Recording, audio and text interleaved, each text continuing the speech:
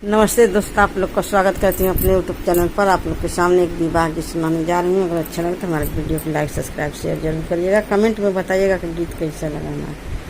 पूर्व से डोलिया पश्चिम भये बाबा, पश्चिम भये बाबा, अरे लागी गए चार कहार रे लालनवा, अरे लागी गए चार कहार रे लालनवा।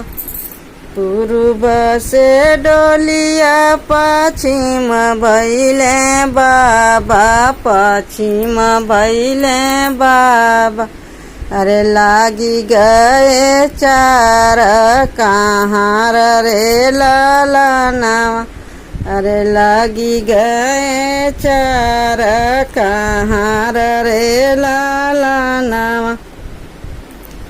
जब डोलिया पहुँचे पीपरवा के तरवा, पीपरवा के तरवा, अरे पीपरा के पात झरी जाई रे लालनवा, अरे पीपरा का पात झरी जाई रे लालनवा। अरे दुआरे से पापा हो रोई रोई पूछे, अरे रोई रोई पूछे, अरे कहाँ गईली बेटी हमार रे लालनवा, अरे कहाँ गईली बेटी हमार रे लालनवा। घर में से निकले, घर में से रोवत माइया जे निकले, अरे माइया जे निकले, अरे पापा के लागी समझाई रे लालनवा। घर में से रोवत माइया जे आवे, अरे माइया जे आवे, अरे पापा के लागे समझावे रे लालनवा, अरे पापा के लागी समझावे रे लालनवा।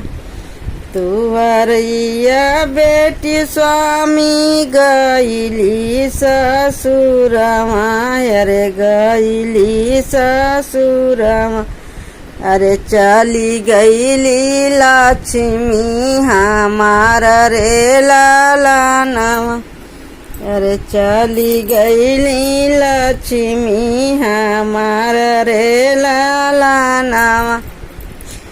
दुआरे से भैया हो रोई रोई पूछे, अरे रोई रोई पूछे, अरे कहाँ गईली बहिनी हमार रे लालनवा, अरे कहाँ गईली बहिनी हमार रे लालनवा।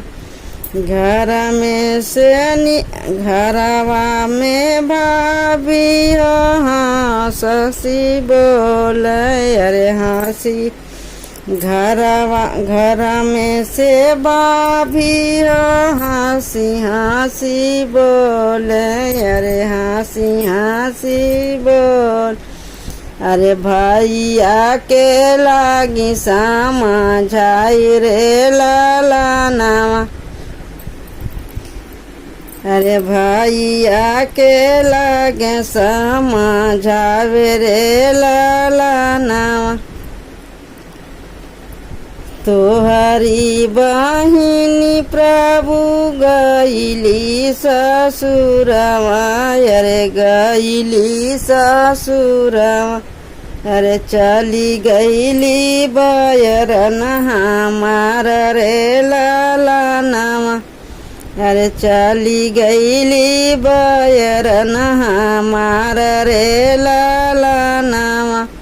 ऊना कर रोटिया बचल रही हैं स्वामी, बचल रही हैं स्वामी।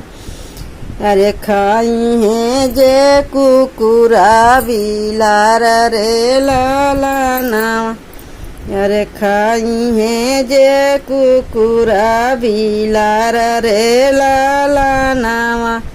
उनके कपड़वा का पोताना बनाइबो, अरे पोताना बनाइबो। अरे लिपबो मोयांगना दुआर रे लालानावा, अरे लिपबो मोयांगना दुआर रे लालानावा। पूर्व से डोलिया पश्चिम भैले बाबा, पश्चिम भैले बाब। अरे लागी गईले चार कहाँ रे लालाना, अरे लागी गईला चार कहाँ रे लालाना।